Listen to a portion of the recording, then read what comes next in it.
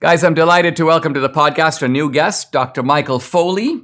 We're going to be talking about a very interesting and very appropriate for this time of the year book. It's called Why We Kiss Under the Mistletoe. It's about Christmas traditions. Now, Dr. Foley is a professor of patristics in the Great Texts program at Baylor University. He's a professor of theology at the Aquinas Institute. He's the author of over 400 articles and 14 books. And, well, Debbie wanted me to read this part. Mike and his wife, Alexandra, live in their adopted hometown of Waco, Texas, where they enjoy spending Christmas holidays with their 6 children, 12 chickens, 2 turtles, 1 dog, and 12,000 bees.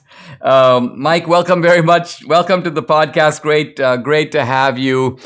This is such an offbeat and at the same time interesting book that takes things that people know about and deal with every Christmas season, but they don't know the roots, the origins, and I've wondered about some of these things for many years. So let me begin with good old Santa Claus. I mean, we have Christmas, the birth of Christ in a manger with Mary and Joseph and the wise men, and all of that is in the Bible. Where do we get Santa Claus? Well, it starts with St. Nicholas, who was indeed a real person. He was a very holy bishop from the 4th century in what is now Turkey. He was always known as the people's champion. He had the back of the little guy.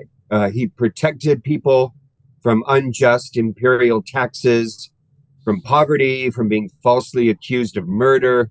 There are all these stories about him protecting the little guy. And then after his death, legends about him only grew and grew and grew. He became a very popular gift giver during the Middle Ages. He would visit children on the vigil of his feast, December 5th, and give them gifts. But he didn't turn into Santa Claus until the early 19th century, thanks to a handful of American authors in New York City.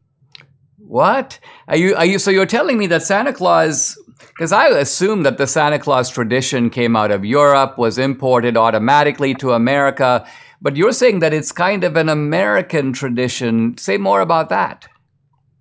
It's very American and very New York. So these Americans had heard the stories of St. Nicholas thanks to the Dutch influence when New York City was New Amsterdam. So they knew about St. Nicholas, Sinterklaas. And what they basically did was they took elements from Norse mythology about Thor and Woden, and they combined it with the St. Nicholas story. So, for example, Thor, after whom our Thursday is named, is the god of fire, which is why he's associated with chimneys and his color is red. He drives a chariot in the sky pulled by 2 goats. And when the goats step on clouds, it makes thunder. And so they basically took these elements and then they took the old stories about St. Nicholas, they put them in a blender and they turned on the switch. And somehow that New York tradition then became universalized because, I mean, that was my impression of Santa Claus growing up in India, in Mumbai. So you're saying that it came out of St. Nick, it was then transformed in New York and then exported around the world. That's quite fascinating. All right, let's talk about Christmas carols. You lay out in the book the very interesting sort of history of Christmas carols. Tell us a little bit about the origins of all these Christmas carols that we know and love. Oh my gosh, there are so many different stories. I think one of the big surprises is how a lot of these were born in very surprising ways. You would think that, Christmas carols, they're written during the winter when you're meditating on the Christmas story. The most popular recorded Christmas song of all time was actually conceived during a heat wave in California in 1945. Mel Torme was visiting his writing partner, and it was July 45. They're having this terrible heat wave. He goes into his friend's house, can't find him anywhere, but he sees on the piano a notepad with 4 lines. Chestnuts roasting on an open fire. Jack Frost nipping at your nose, etc.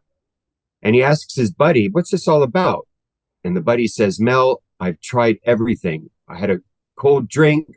I took a dip in the pool. I just cannot cool down. I figured if I could mentally get myself in a winter space, I could cool down. And Mel Torme said, well, you've got a great song here. And within 45 minutes, they finished all the lyrics and they added the melody. That very afternoon, they went to their good friend, Nat King Cole. They played the song for him, and he said, that's my song. And that is how the most popular Christmas song ever recorded was produced. It would never have happened if private homes had air conditioning in 1945. Unbelievable. Let's take a quick pause. When we come back, more with Dr. Michael Foley on why we kiss under the mistletoe and other Christmas traditions.